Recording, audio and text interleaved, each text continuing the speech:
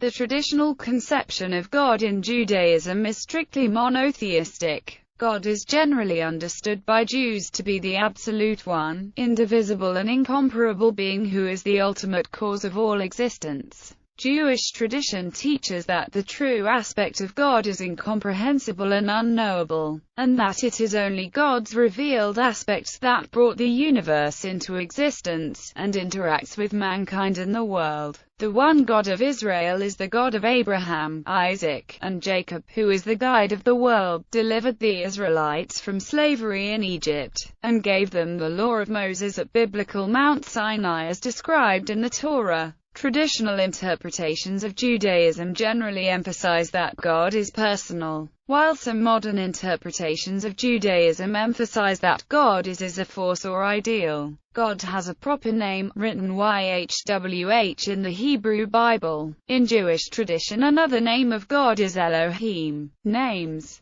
The name of God used most often in the Hebrew Bible is the Tetragrammaton, frequently anglicized as Jehovah or Yahweh but written in most editions of the Bible as the Lord. Jews traditionally do not pronounce it, and instead refer to God as Hashem, literally, the name. In prayer this name is substituted with Adonai, meaning Master or Lord, although most scholars believe Jehovah to be a late hybrid form derived by combining the Latin letters JHVH with the vowels of Adonai. Many magical texts in Semitic and Greek establish an early pronunciation of the divine name as both Yehovah and Yahweh. Monotheism. Judaism is typically described as based on a strict monotheism. This doctrine expresses the belief in one indivisible God. The worship of multiple gods and the concept of God having multiple persons are equally unimaginable in Judaism. The statement par excellence in terms of defining God is the Shema Yisrael, originally appearing in the Hebrew Bible. Hear, O Israel, the Lord is our God, the Lord is one, also translated as, Hear, O Israel, the Lord is our God, the Lord is unique, alone. Doi. 6-4. The idea of God as a duality or trinity is heretical in Judaism. It is considered akin to polytheism. God, the cause of all, is one. This does not mean one as in one of series, nor one like a species, nor one as in an object that is made up of many elements, nor as a single simple object that is infinitely divisible. Rather, God is a unity unlike any other possible unity,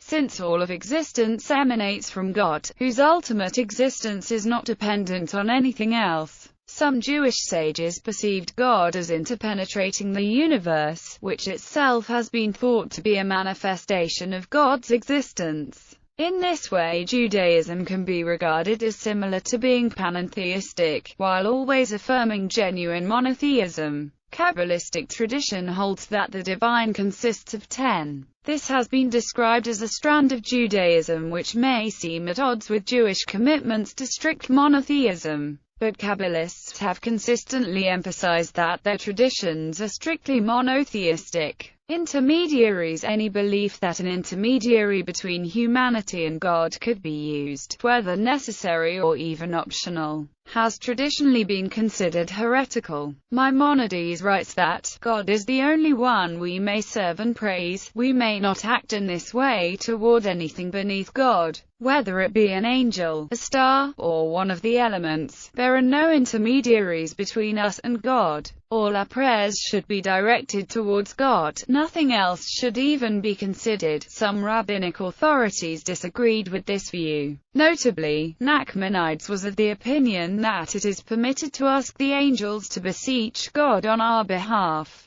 This argument manifests notably in the Selachot prayer called Maknasai Rachamim, a request to the angels to intercede with God. Modern printed editions of the Selachot include this prayer. Origins of monotheism in Judaism. No consensus has been reached by academics on the origins of monotheism in ancient Israel, but Yahweh clearly came out of the world of the gods of the ancient Near East. Godhead is the English language term which in Judaism is sometimes used to refer to God as God is in God's self. Rationalistic conception in the philosophy of Maimonides and other Jewish rationalistic philosophers. There is little which can be predicated about the Godhead other than its existence, and even this can only be asserted equivocally. How then can a relation be represented between God and what is other than God when there is no notion comprising in any respect both of the two? Inasmuch as existence is, in our opinion, affirmed of God, may God be exalted, and of what is other than God merely by way of absolute equivocation. There is, in truth, no relation in any respect between God and any of God's creatures.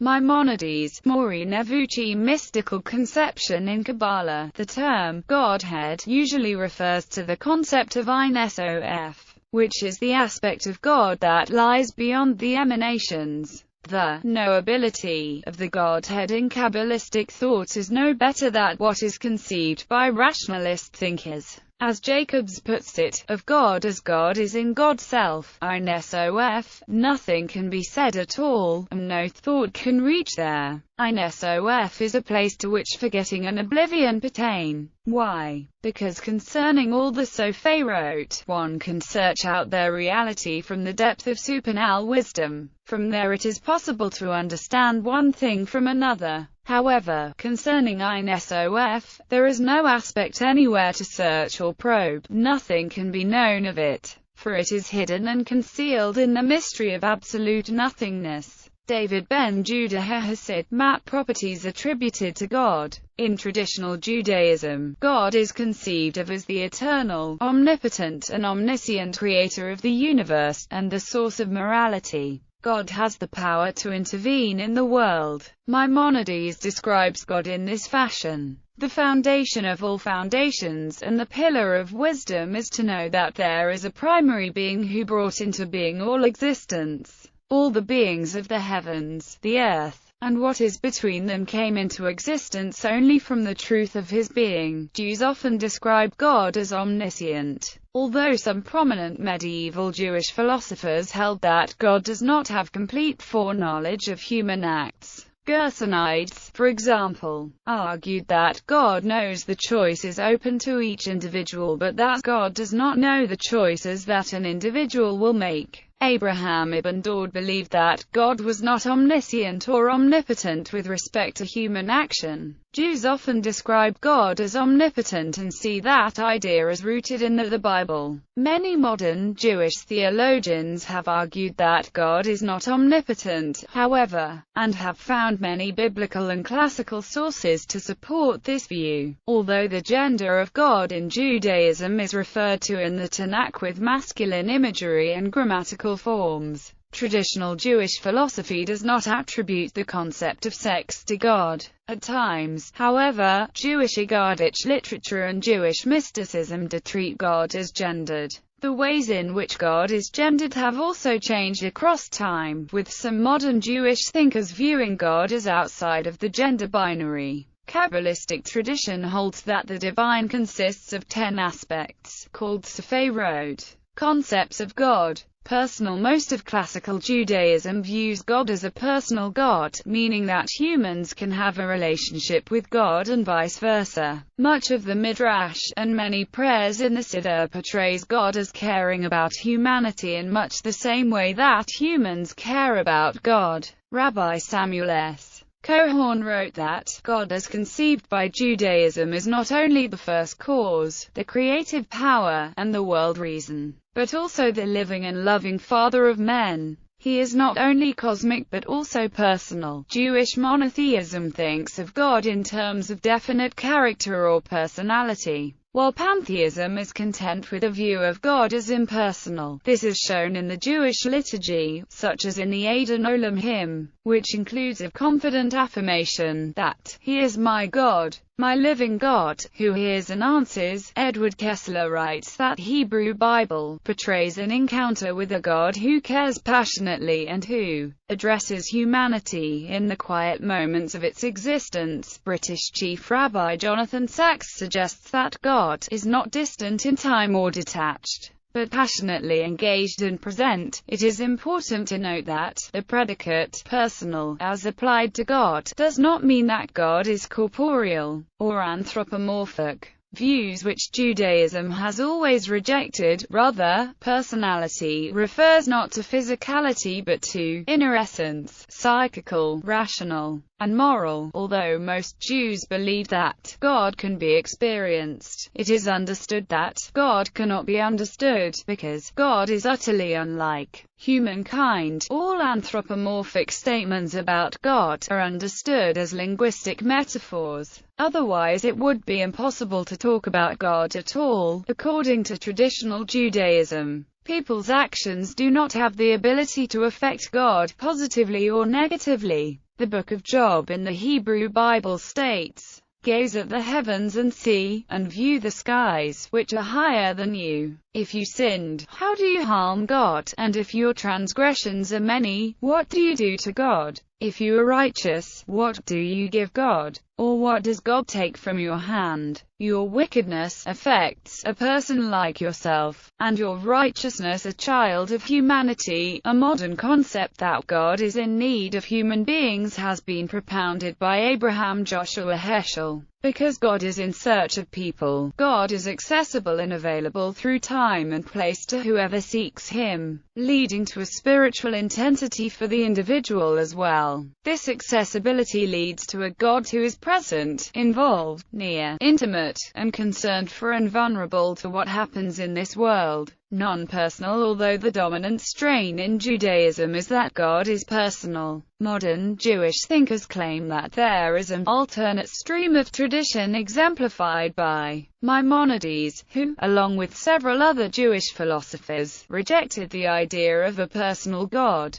Modern Jewish thinkers who have rejected the idea of a personal God have sometimes affirmed that God is nature, the ethical ideal, or a force or process in the world. Baruch Spinoza offers a pantheist view of God. In his thought, God is everything and everything is God. Thus, there can be conceived no substance but God. In this model, one can speak of God and nature interchangeably. Although Spinoza was excommunicated from the Jewish community of Amsterdam, Spinoza's concept of God was revived by later Jews, especially Israeli secular Zionists. Hermann Cohen rejected Spinoza's idea that God can be found in nature, but agreed that God was not a personal being. Rather, he saw God as an ideal, an archetype of morality. Not only can God not be identified with nature, but God is also incomparable to anything in the world. This is because God is one, unique and unlike anything else. One loves and worships God through living ethically and obeying His moral law. Love of God is love of morality. Similarly, for Emmanuel Levinas, God is ethics. So one is brought closer to God when justice is rendered to the other. This means that one experiences the presence of God through one's relation to other people. To know God is to know what must be done, so it does not make sense to speak of God as what God is, but rather what God commands. For Mordecai Kaplan, the founder of Reconstructionist Judaism, God is not a person, but rather a force within the universe that is experienced. In fact, anytime something worthwhile is experienced, that is God. God is the sum of all natural processes that allow people to be self-fulfilling, the power that makes for salvation. Thus, Kaplan's God is abstract, not carnate, and intangible. It is important to note that, in this model, God exists within this universe. For Kaplan, there is nothing supernatural or otherworldly. One loves this God by seeking out truth and goodness. Kaplan does not view God as a person but acknowledges that using personal God language can help people feel connected to their heritage and can act as an affirmation that life has value. Likewise, Rabbi Zalman Schachter Shalomi, the founder of the Jewish Renewal Movement, views God as a process. To aid in this transition in language, he uses the term "godding," which encapsulates God as a process, as the process that the universe is doing, has been doing, and will continue to do. This term means that God is emerging, growing, adapting, and evolving with creation. Despite this, conventional God language is still useful in nurturing spiritual experiences and can be a tool to relate to the infinite, although it should not be confused with the real thing. According to the Pew Forum on Religion and Public Life's 2008 U.S.